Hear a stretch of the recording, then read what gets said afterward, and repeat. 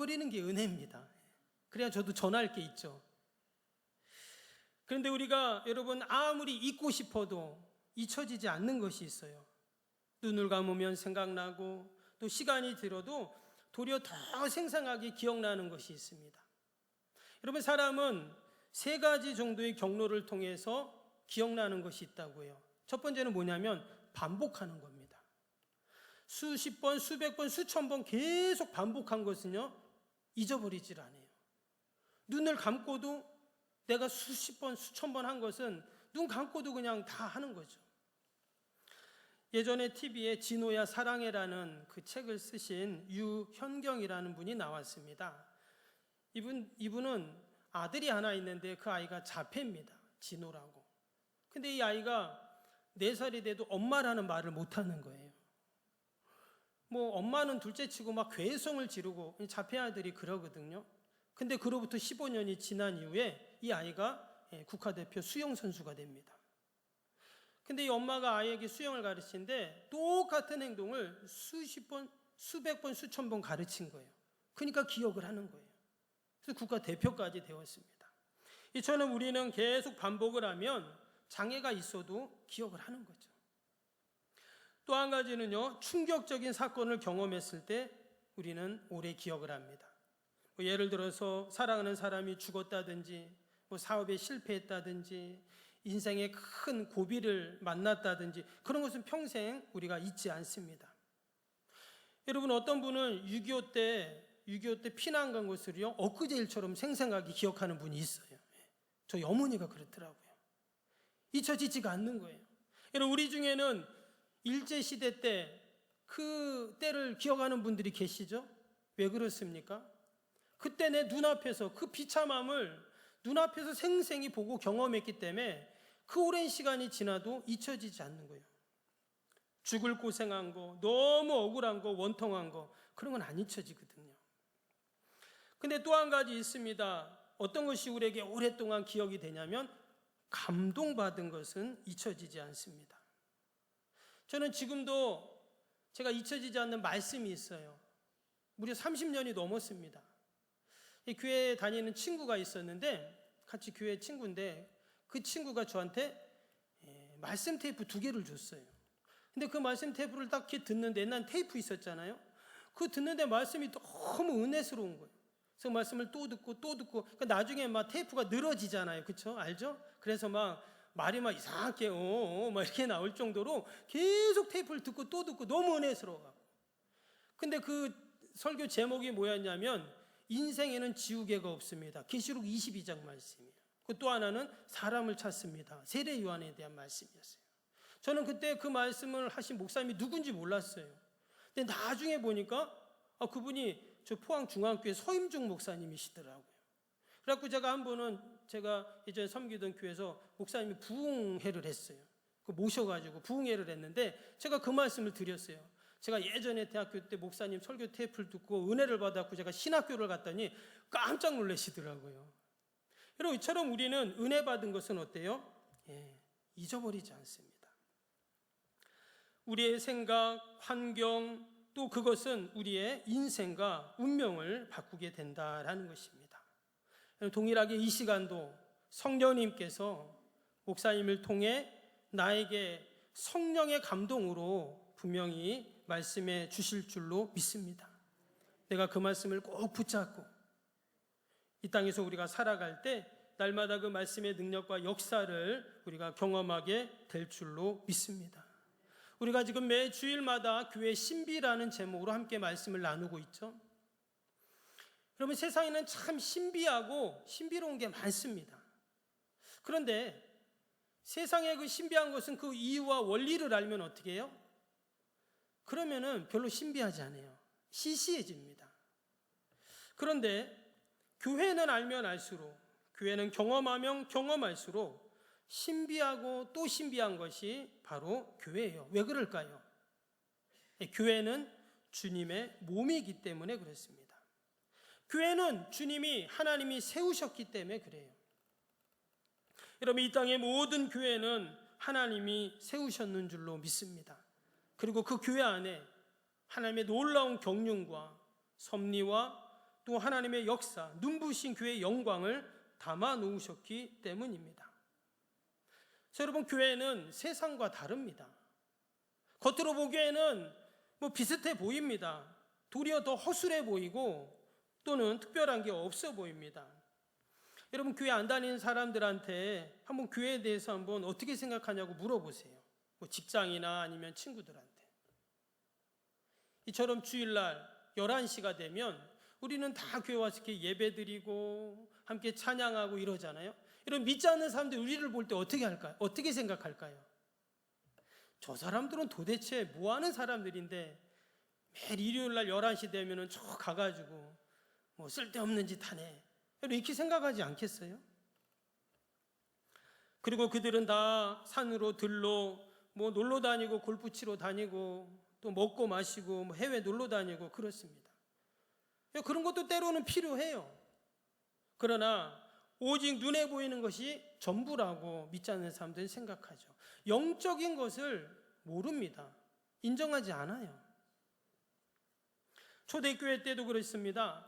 초대교회 때 성도들은요, 이처럼 주일날 모일 때마다 성찬식을 했어요. 그래서 믿지 않는 사람들은 뭐라고 생각하냐면 저 교회 다니는 사람들은 식인 종교를 믿는다, 이렇게 생각했어요. 왜 그랬냐면 모일 때마다 떡을 떼고 포도주를 먹으면서 이것은 내 살이니 이것은 내 피니 그랬거든요. 그랬더니 야, 쟤네들은 무슨 살을 뜯어먹고 피를 마셔? 저기 식인종 아니야?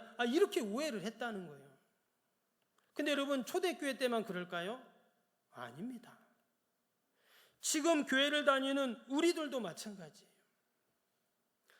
내가 수십 년 교회를 다녔어도 그래도 내가 아직 교회가 무엇인지 모르고 다니는 분도 계세요. 여러분, 교회는 단순히 건물이나 사람이 모인 집단이 아니라고 했죠. 왜 하나님이 교회에 천국 열쇠를 주시고 음부의 권세가 이기지 못하는 권세를 주셨을까요? 왜 하나님이 교회를 주님의 몸이라고 하고 또 우리 한 사람 한 사람을 그 몸의 지체라고 말씀하셨는가? 하나님이 교회를 통해서 만물을 하나 되게 하시고 또 만물을 풍성하고 충만하게 하시고 온전하게 하시는 이 놀라운 계획, 그 미션, 왜 하나님께서 교회를 통해서 그 일들을 이루시는가?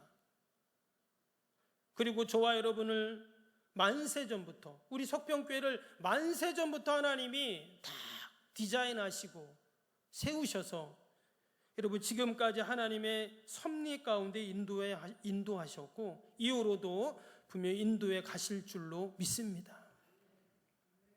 그래서 우리는 늘 질문해 봐야 돼요. 내 자신에게 교회는 뭔가? 교회는 나에게 어떤 의미가 있나? 석병교회는 과연 어떤 교회인가? 우리가 늘 질문해야 됩니다.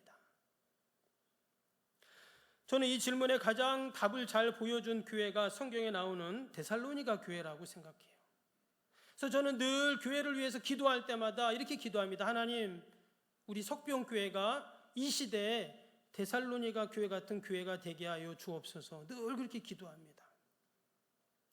제가 늘 교회를 생각할 때마다 그 모델을 데살로니가 교회로 삼았기 때문에 우리 몇 년 전 교회 표어도 이 말씀을 보았잖아요. 이 데살로니가 교회는 어떤 교회인가? 우리가 아는 것처럼 바울 사도는 1차, 2차, 3차 전도여행을 통해서 많은 자들에게 복음을 전하고 교회를 세웠습니다. 성경에 나오는 교회들도 있지만 성경에 기록되어 오지 않은 많은 교회들이 있었어요. 근데 그 중에서 특별히 이 바울 사도에게 꼭 기억에 남고 교회만 생각하면 눈물이 나고 기도가 나오는 그런 교회가 있었는데 그 교회가 바로 이 데살로니가 교회였어요. 오늘 1절 말씀 우리 다시 한번 보겠습니다. 1절 볼까요? 바울과 실로아노와 디모데는 하나님 아버지와 우리 주 예수 그리스도 안에 있는 데살로니가인의 교회에 편지하노니 은혜와 평강이 너희에게 있을지어다. 여기 보면 데살로니가인의 교회에 편지한다 그랬죠. 데살로니가인의 교회가 나와요. 그러면서 2절 3절을 보면 뭐라고 했냐면 우리가 너희 모두로 말미암아 항상 하나님께 감사하며 기도할 때 너희를 기억함은 너희의 믿음의 역사와 사랑의 수고와 우리 주 예수 그리스도에 대한 소망의 인내를 우리 하나님 아버지 앞에서 끊임없이 기억함이니. 앞에서도 말씀드린 것처럼 우리가 뭔가를 기억할 때 세 가지의 경로가 있다고 했죠. 계속 반복할 때, 충격적인 사건, 그리고 또 하나는 감동을 받은 것은 우리가 오랫동안 기억한다 그랬잖아요. 지금 데살로니가 교회가 바울에게 어떤 교회였을까? 감동을 주는 교회였다라는 거예요. 항상 생각나고 기억나고 항상 감사하고 감동을 주는 교회였어요. 여러분, 그러한 의미에서 우리 석병교회도 세상에 감동을 주는, 또 하나님께 감동을 주는 교회가 되어야 할 줄로 믿습니다. 우리 그런 의미에서 옆에 있는 분들에게 이렇게 얘기해 봅시다. 실망을 주는 사람이 아니라 감동을 주는 사람이 됩시다. 한번 해보세요.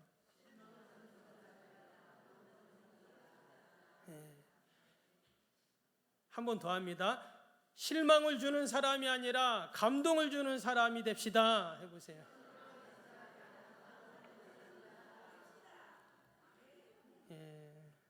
조시는 분이 계셔가지고 두 번 했는데 계속 조시네.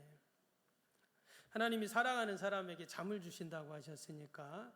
근데 예전에 어떤 분이 이런 분이 있었어요. 정말 불면증 때문에 너무 고생하고 힘든 분이 있었어요. 근데 이분은 교회만 오면 잠이 온다는 거예요. 그런 분은 교회 와서 주무셔야 돼요. 그래갖고 그분이 나중에는 은혜를 받아가지고 저희 교회 한번 왔잖아요.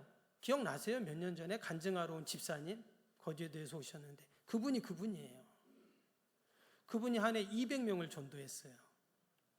별로 놀라지도 않으시네. 여러분, 은혜 받으면 여러분 그렇게 하나님께서 우리를 축복하시는 줄로 믿습니다. 이 데살로니가 교회는 세상에 또 하나님에게 감동을 주는 그런 교회였어요. 그러면 어떻게 데살로니가 교회가 그런 교회가 될 수 있었는가? 이 데살로니가 교회는요, 사도행전 17장에 보면 잘 기록이 되어 있습니다. 바울이 2차 전도 여행 중에 바울이 데살로니가라는 지역에 가게 됩니다. 처음에는 마게도냐의 첫성이 빌립보로 가죠. 그 빌립보에서 복음을 전하고 하다가 점치는 귀신 들린 여종도 고쳐주고 뭐 루디아 뭐 이렇게 막 복음을 전하잖아요.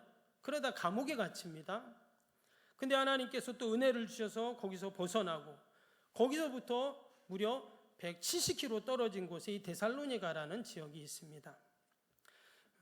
이 데살로니가는 당시에 아주 상업적으로 유명한 도시였어요. 마게도냐의 수도였습니다.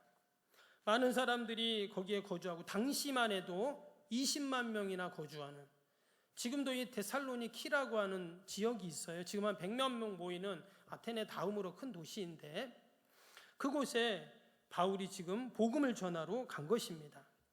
당연히 상업도시이고 무역의 도시이고 많은 사람들이 오가는 그런 도시이니까 여러분 거기에 교회를 세우면 어떨까요? 유럽 전도에 아주 큰 발판을 맞이하는 그런 일이 생기겠죠. 그런 마음을 갖고 그곳에 가서 복음을 전하게 됩니다. 그런데 그곳에 갔더니 유대인들이 복음을 전하는 바울과 그 일행들을 쫓아냅니다. 결국 그곳에서 복음을 전할 수 없어서 베레아라는 지역으로 피신을 하게 됩니다. 그곳에서도 또 복음을 전해요. 근데 또 누군가가 또 이야기를 했는지 그 데살로니가 소동을 일으켰던 그 사람들이 거기까지 내려와가지고 또 바울과 그 전도팀들을 죽이니 살리니 하는 거예요. 그래서 어쩔 수 없이 또다시 아덴, 지금의 아테네로 바울이 또다시 피신을 하는 그런 일들이 있게 됩니다. 그래서 실제적으로 바울이 이 데살로니가라는 지역에서 복음을 전한 기간은 3주가 안 됩니다. 그것도 막 집집마다 다니면서 복음을 전한 것도 아니었어요. 회당에 가서 타 지역이니까 아무 데나 가서 할 수가 없잖아요. 그래도 하나님을 아는, 구약 성경을 아는 사람들이 있는 회당에 가서 그렇게 말씀을 전하고 복음을 전한 것이 전부였다는 거예요. 그런데 거기서 그렇게 쫓겨와서 도망가서 타 지역에 가서 고린도에 와가지고 궁금한 거예요. 과연 고린도에서 데살로니가에서 복음을 전하고 거기서 예수 믿었던 사람들이 있는데 과연 그들이 지금 어떻게 되었을까? 그 유대인들이 보통이 아니던데 가만두지 않을 텐데 어떻게 할까? 그러면서 실라와 디모데를 그곳으로 보냅니다. 너희들이 가서 한번 조용히 한번 가서 보고 와라. 지금 그 사람들 어떻게 지내나. 그리고는 그 실라와 디모데가 와서 바울에게 이야기를 하는 거예요. 글쎄 말입니다. 글쎄 말입니다 하면서 그 데살로니가 교회 그 성도들에 대해서 얘기를 하는 거예요. 말씀드린 것처럼 이 데살로니가는 그 지중해에 아주 중요한 해상 무역지입니다. 인본주의, 로마의 헬레니즘, 황금 이런 것들이 가득한 도시가 바로 이 데살로니가라는 지역이에요. 그리고 바울이 복음 전할 때 어떻게 했다고요? 막 죽이니 살리니 하면서 쫓아냈던 그 사람들이 있는 곳이 이 데살로니가예요. 여러분, 그런 곳에서 몇 명이 예수님을 믿었어요. 그리고 그들이 자신들의 집에서 교회를 시작한 겁니다. 그럼 어떨까요? 온전한 신앙, 온전한 믿음 생활 할 수 있을까요? 그런데 그 실라와 디모데가 와서 보고하는 내용을 들어보니까 완전히 달랐어요. 먼저 6절을 한번 볼까요? 6절에 뭐라고 했냐면 또 너희는 많은 환난 가운데서 그랬어요. 그러니까 그 몇 명 안 되는 예수 믿은 사람들이 많은 환난을 받았다는 거예요. 마치 우리도 그러잖아요. 한국교회 초창기에 복음이 전해졌을 때 우리 믿음의 선배들이 얼마나 많은 환난과 어려움을 당했습니까? 그래서 사람들은 뭐라고 말했냐면 외국 귀신 믿는다 그랬어요. 외국 귀신. 그러니까 신을 다 귀신이라고 생각하니까. 많은 사람들이 순교를 당했잖아요. 지금 데살로니가 교회 똑같습니다. 너희가 많은 환난 가운데서. 근데 그 환난 가운데서 어떻게 했다는 거예요? 그들이 성령님을 의지하면서 기쁨으로 말씀을 받았다 그랬어요. 기쁨으로 하나님의 말씀을 받은 거예요. 그리고는 그 고난과 환난 가운데서도 주님을 본받는 자가 되려고 부단히 그들이 수고한 교회였습니다. 그래서 바울에게도 세상 사람들에게도 하나님에게도 이처럼 칭찬받고 감동을 주는 여러분 교회가 되었는 줄로 믿습니다. 그럼 구체적으로 그들이 어떻게 이렇게 칭찬받고 감동을 주는 교회 성도들이 되었는가? 오늘 중요한 말씀이 3절 말씀이죠. 3절 다시 보겠습니다. 너희의 믿음의 역사와 사랑의 수고와 우리 주 예수 그리스도에 대한 소망의 인내를 우리 하나님 아버지 앞에서 끊임없이 기억함이니. 여기 첫 번째 뭐가 나왔어요? 너희의 믿음의 역사. 한번 같이 해볼까요? 믿음의 역사. 그럼 믿음의 역사라는 이 단어를 원어로 보면 뭐라고 되어 있냐면 믿음에 의해서 행해진 이렇게 나와요. 믿음에 의해서 특징 지어진 이렇게 기록을 해놨어요. 그러니까 이 데살로니가 사람들은 어떤 일을 할 때 어떻게 했다는 거예요? 믿음으로 했다 이런 말이에요. 그냥 교회에 와서 기도하고 찬양하고 예배드리고 이것만 믿음으로 한 게 아니라 모든 일을 다 믿음으로 한 거예요. 직장에서도 자녀를 키우는 것도 내가 장사를 하는 것도 사람을 만나는 것도 어떻게 해요? 믿음의 역사, 믿음으로 행했다는 말입니다. 여러분 지금 데살로니가에서 믿음으로 행하면 어떨까요? 손해보죠. 지금 자기들만 예수님 믿고 다 안 믿어요. 근데 나는 예수 믿는다고 난 이렇게 행동합니다. 그거 왕따 당하죠. 다 예수님 믿고 안 믿는 사람 몇 명일 때 내가 믿음으로 행할 때 문제가 없는 거지. 다 안 믿고 나만 믿는데 나는 이렇게 믿음으로 한다? 그러면 내가 손가락질 받는 겁니다.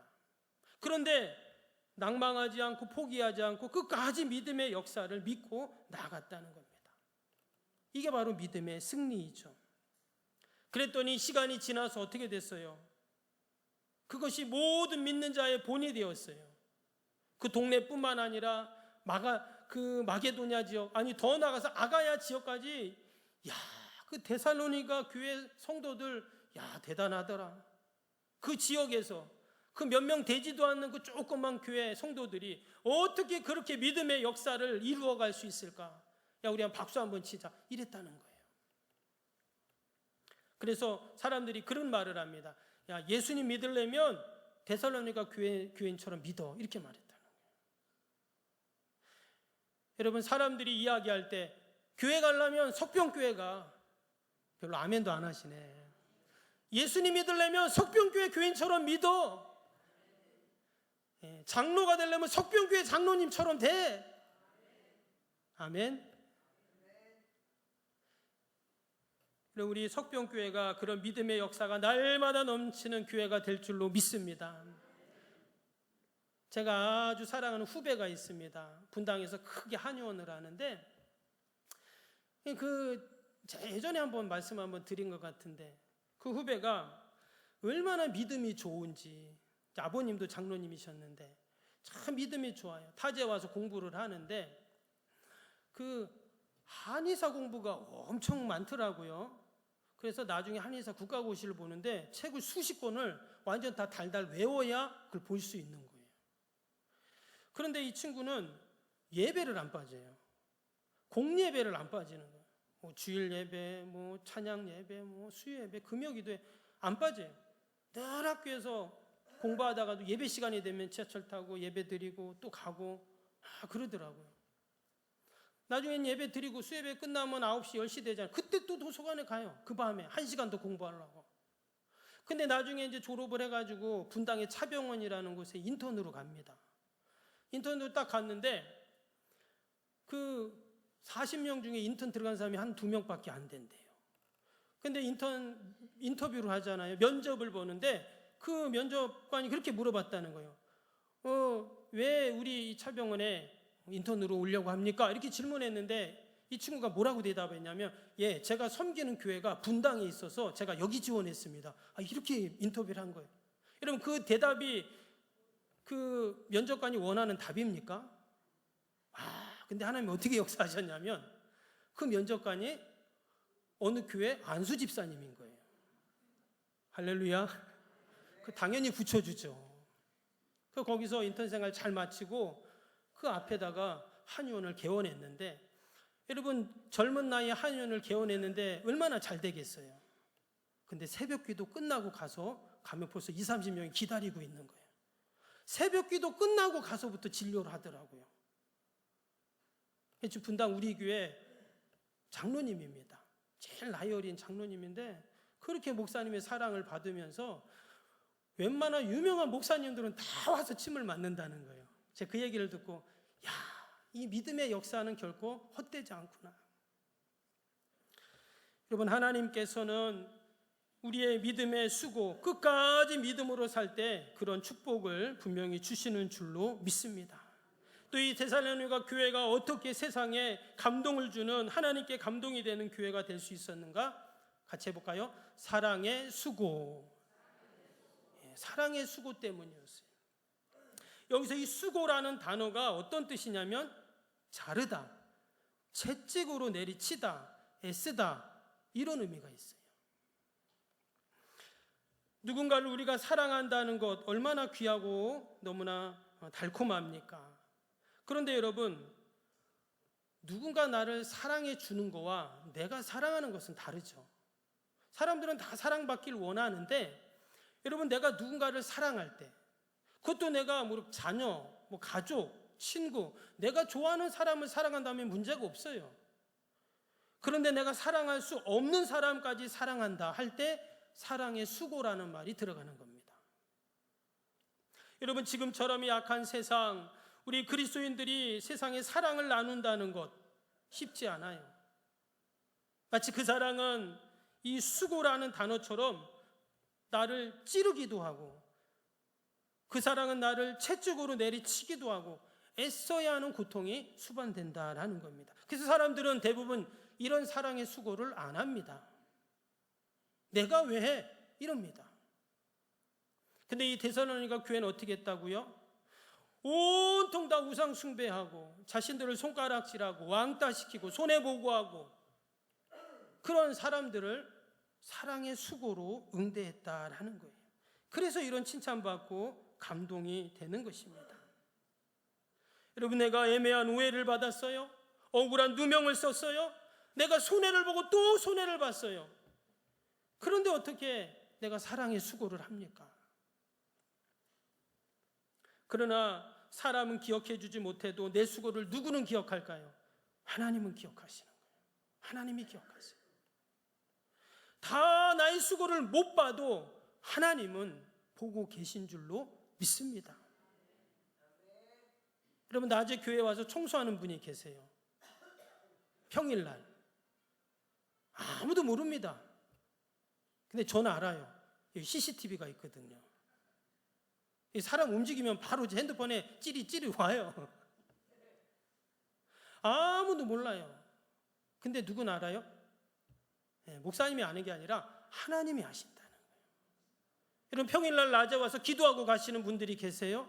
뭘 기도하는지는 모르지만 하나님은 무슨 기도를 하는지, 왜 왔는지 하나님은 아신다는 거예요. 여러분, 우리의 사랑의 수고, 사람이 몰라줘도 하나님은 분명히 알고 기억하고 계신 줄로 믿습니다. 하나님이 아시니까 이 성경책에 기록해 놨잖아요. 몰랐으면 기록하지 않는데 아니까 기록해 놓는 거예요. 하나님은 늘 보고 계시고 아시기 때문에 우리가 그러한 믿음으로 우리가 함께 사랑의 수고를 감당해야 할 줄로 믿습니다.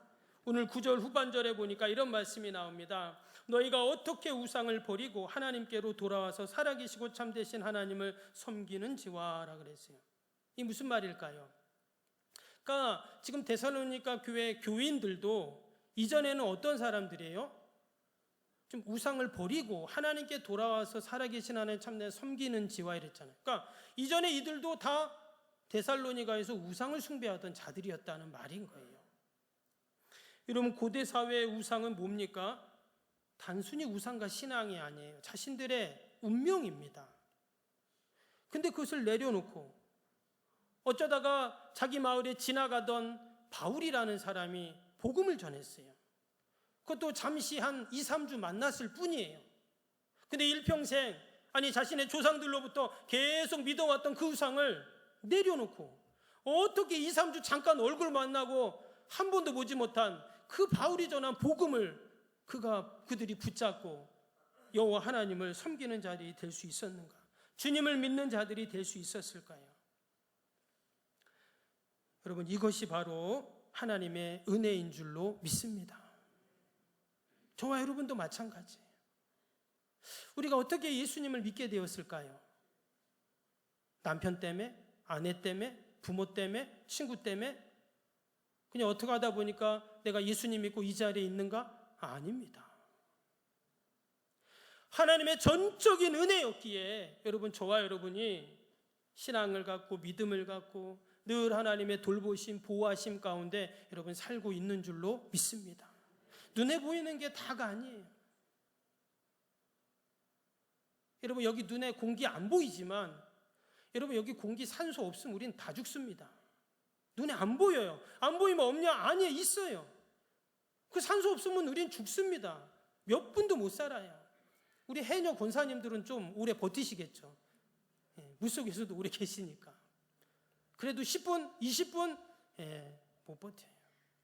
여러분, 눈에 안 보여도 분명히 있는 것처럼 하나님께서 때로는 우리 육신의 눈에는 보이지 않지만 변함없이 우리를 인도하고 돌보시고 보살피시는 줄로 믿습니다.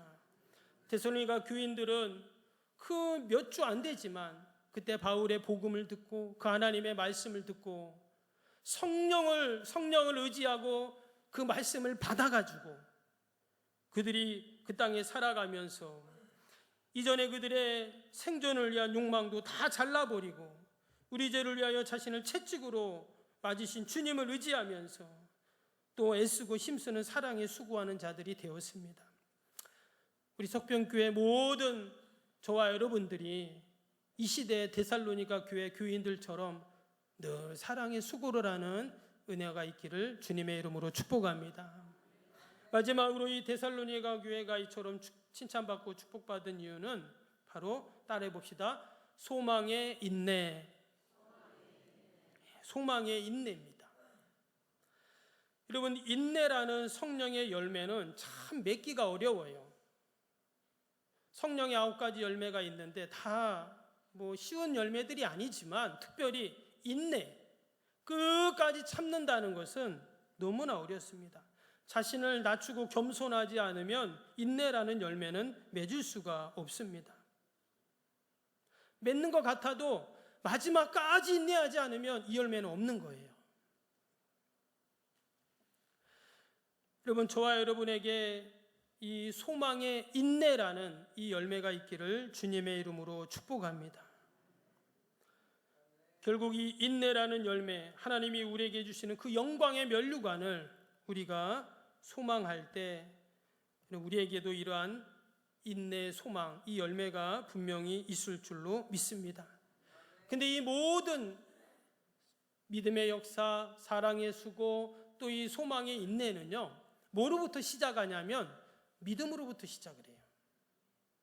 믿음으로부터 시작돼요. 그냥 내가 사랑하는 게 아니라, 그냥 내가 참는 게 아니라 뭐요? 믿음의 역사로 이것들이 계속 이어지는 거예요. 그래서 우리가 한 주간을 살아갈 때도 여러분, 주님의 교회는 어떤 교회입니까? 교회는 믿음의 역사가 있는 곳이 교회인 거예요. 그래서 우리가 한 주간도 그 믿음의 씨앗을 기도하면서 심는 겁니다.